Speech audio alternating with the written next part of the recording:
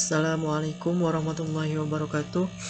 Perkenalkan, nama saya Deden Nugraha dengan nomor induk mahasiswa 005.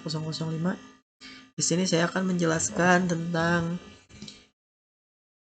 metode START. START itu terdiri dari singkatan Simple, Track, and Rapid Treatment. Track berasal dari bahasa Prancis yang berarti pemilahan. Dalam dunia medis, istilah ini digunakan untuk tindakan pemilahan korban berdasarkan prioritas pertolongan atau transportasinya.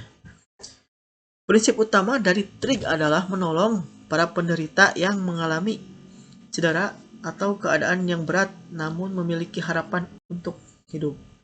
Salah satu metode yang umum untuk digunakan adalah metode START atau Simple, Track, and Rapid Treatment. Metode START ini terbagi menjadi 4 kategori. Untuk yang kategori diberi label dengan label warna merah. Untuk kategori yang kedua, kita beri label warna kuning. Kategori yang ketiga, kita beri label warna hijau. Untuk yang keempat, kita beri label warna hitam. Nah, untuk penjelasan dari label-label tersebut, saya akan menjelaskannya.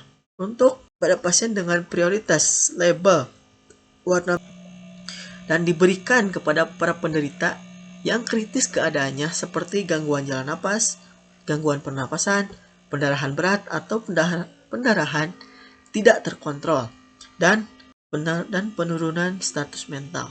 Untuk yang kedua yaitu prioritas kuning, merupakan prioritas berikutnya yang diberikan kepada para penderita yang mengalami keadaan seperti luka bakar tanpa gangguan saluran pernapasan atau kerusakan alat gerak, patah tulang tertutup dan tidak dapat berjalan, dan pada pasien dengan mengalami cedera pada punggung. Untuk prioritas yang ketiga yaitu merupakan kelompok yang paling akhir prioritasnya atau paling akhir ditanganinya. Karena pada pasien dengan label warna hijau itu dikenal sebagai pasien dengan walking wound atau orang cedera, yaitu pada mereka yang sudah meninggal dunia atau yang mengalami cedera yang sangat mematikan. Sekarang kita masuk ke START atau Simple, Track, and Rapid Treatment. Di sini saya akan menjelaskan algoritmanya ya. Ambulasi pasien. Ambulasi pasien atau korban, jika pasien bisa berjalan dengan sendirinya, maka pasien tersebut dikategorikan sebagai triase warna hijau. Tapi jika korban tidak dapat ambulasi atau tidak dapat memobilisasi, maka kita melihat airway naik atau napasnya. Ketika korban ini tidak bernapas, lalu kita mencoba membebaskan jalan napas dengan air manuver seperti Healthy Gilness Jautrage. Ketika kita memberikan tata laksana jalan napas yang baik dengan air manuver yang baik ternyata tidak bernapas, maka kita kategorikan pasien tersebut sebagai triase warna hitam. Begitu juga sebaliknya. Nah, jika kita memberikan tata laksana jalan napas dan kemudian pasien bisa bernapas, maka kita bisa memberikan kategori pasien tersebut sebagai triase warna merah. Kemudian, ketika kita tim medis mengevaluasi napasnya dan didapatkan korban bernapas dengan kecepatan lebih dari 30 kali per menit, maka pasien tersebut dikategorikan sebagai pasien dengan triase warna merah. Begitu juga sebaliknya. Dan kemudian ketika kita melakukan evaluasi napas dan napas pasien tersebut dengan frekuensinya kurang dari 30 kali per menit, maka kita lanjutkan dengan mengecek perfusi. Perfusi di sini kita bisa mengecek capillary filtration pada ujung jari. Dan ketika pengecekan CRT perfusi lebih dari, maka pasien tersebut dikategorikan sebagai triase warna merah. Dan ketika kita melakukan perfusi dan didapatkan CRT-nya kurang dari 2 detik, maka kita lanjutkan dengan mengecek kesadarannya. Dan untuk pengecekan kesadaran ini, kita bisa melakukan hal-hal yang sederhana atau dengan melakukan perintah-perintah yang sederhana seperti suruh pasien untuk mengangkat tangan kanan, menggerakkan jempol, dan sebagainya.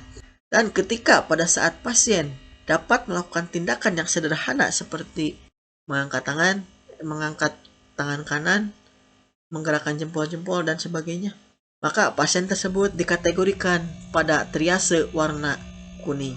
Begitu pula sebaliknya, ketika pasien atau korban tersebut tidak dapat melakukan perintah atau tindakan yang sederhana, maka pasien tersebut dikategorikan sebagai triase warna merah.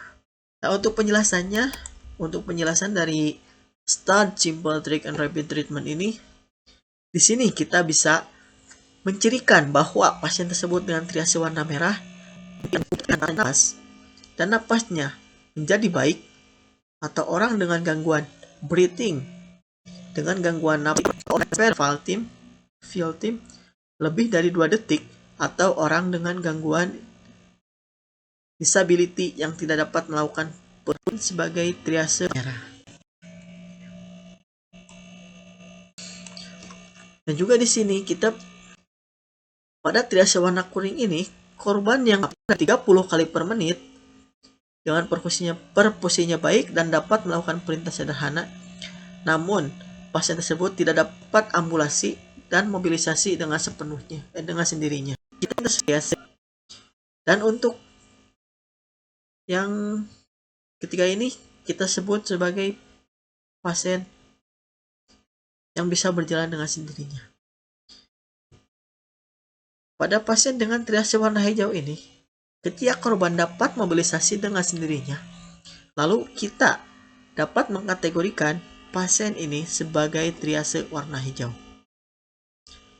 Dan ketika korban ini tidak bernapas sama sekali, meskipun kita sudah memberikan tata laksana jalan napas, maka kita bisa mengkategorikan pada pasien ini sebagai triase warna hitam, atau pada pasien yang sudah meninggal dunia. Dan untuk pewarnaan ini, kita bisa memberikan warna kuning, hijau, merah. Korban yang dapat dilihat bisa dengan menggunakan spidol, atau biasanya kita memberikan semacam kartu yang berwarna-warni sesuai dengan triase yang ada, seperti hitam, hijau, kuning, merah. Ketika kita sama korban, kita bisa membedakan mana korban yang membutuhkan penanganan segera dan mana korban yang bisa menunggu. Mungkin sekian yang bisa saya sampaikan dari Start Simple Trick and Rapid Treatment ini. Mohon maaf apabila ada kekurangan, di sini saya masih belajar, dan apabila ada kesalahan dalam tutur kata, mohon dimaafkan. Wabillahi taufiq wal hidayah. Wassalamualaikum warahmatullahi wabarakatuh.